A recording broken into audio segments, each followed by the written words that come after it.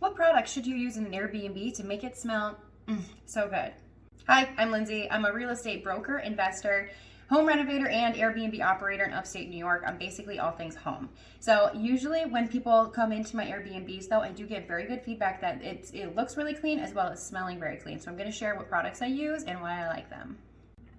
So first on my list, and probably my favorite, is this here, which is the Orange Glow meant for wood furniture. I use this on anything that's natural wood, like coffee tables. If you have wood trim work, it would work on there, but if it's painted trim work, you don't want to use it. It may leave a little bit of like an orange residue behind, but it goes on really nice. It's almost like a pledge, and it smells really good. It also leaves the wood furniture really glossy and beautiful.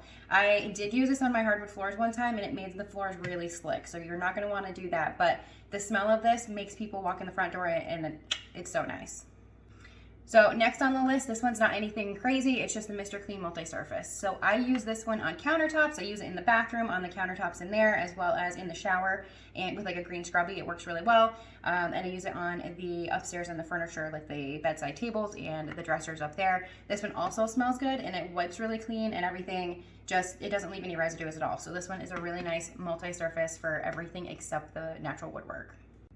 So next here, we all know about this. We know the beauty of a magic eraser. And even when I'm doing like my construction projects, this, chef's kiss. I love them. I love magic erasers. You can get the fingerprints off. You can like take paint off of the walls. If they have markers, it works on that. Just magic. Use it on anything. It's incredible. These specifically come in handy when your tubs and in the tiles and in between the grout lines are starting to get a little bit icky. You can just run these over it, give a little bit of elbow grease, and it comes back up and it's brand new.